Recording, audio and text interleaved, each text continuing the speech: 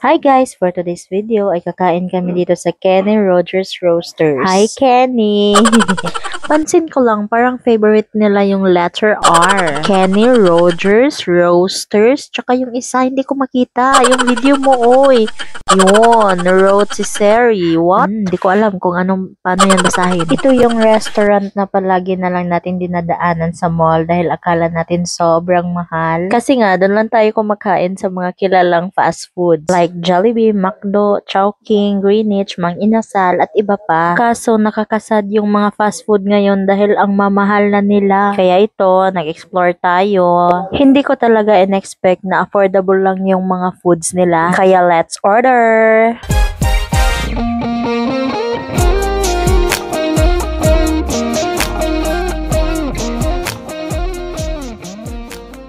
7 PM pala kami nakarating dito sa Robinsons, Butuan kasi galing kami ng work. Kaya kaunti na lang natitira sa mga side dish nila. At buti nga lang nakaabot pa kami kasi madami pang nakapila para kakain dito. So kasama ko pala yung workmate namin tsaka yung financer. Yung financer, video mo yung financer.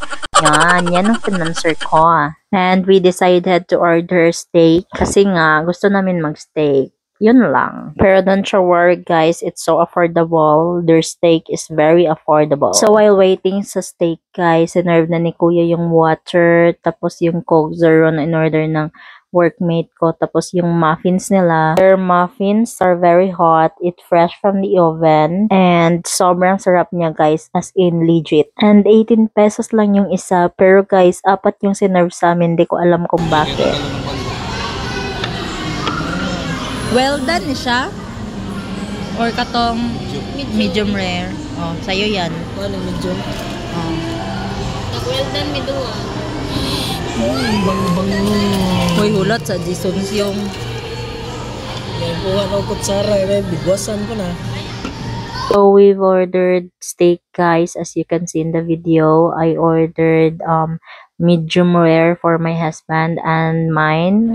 Well done, of course. It's 555 pesos only with 2 side dish. And for us, it's very affordable guys compared to other steak. Question, masarap kaya? Well, see! Oh, bakit tayo nag-i-English? Huwag mag-English kasi ronggraming tayo.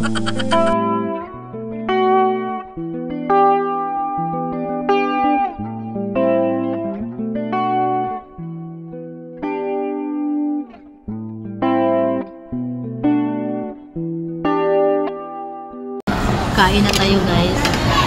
We're going to taste this one. Labe? No? Day, gabsong pagitay ni mo, day. Pagtarong po din ha, ukay-ukay sa imong sauce dong. Sige. Yan, magabas tayo ta mga amigo. Nagabas na ganito. Ulo mo. Mo kayo.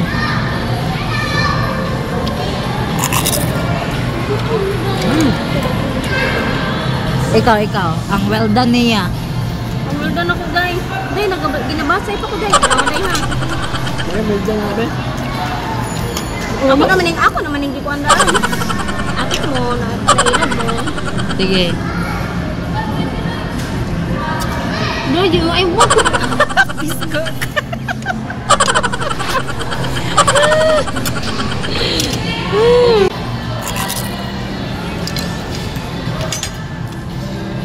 Parang nagkuhan ta. Medium rare.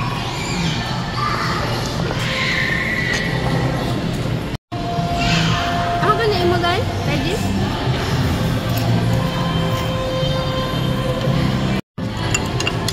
So guys, let's taste it. Meh.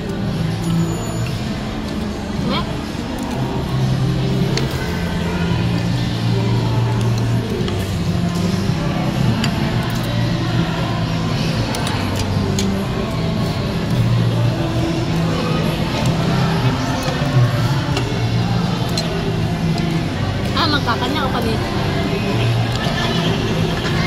Nag-iibog. Well done na lang sunod. Diba? Di ba siya kahit? Well done. Sakto naman siya. Pag-cut lang. Or walang siguro tayo kusog ako.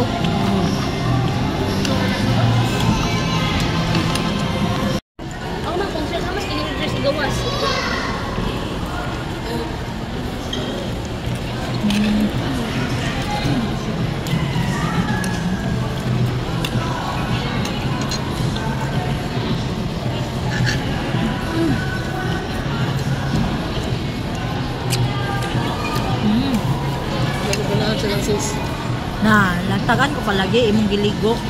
Gamay naman. Nami ano ko? Like, pinay ko kuhan. Talasa.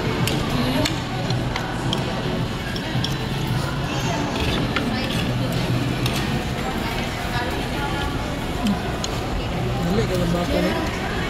Sarap.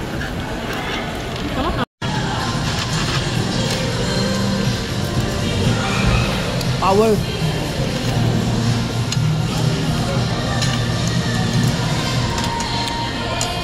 Muli mag-apil. Hala, kaya mo yan. Nga na bitaw, nag-tourize. Kaya mo yan.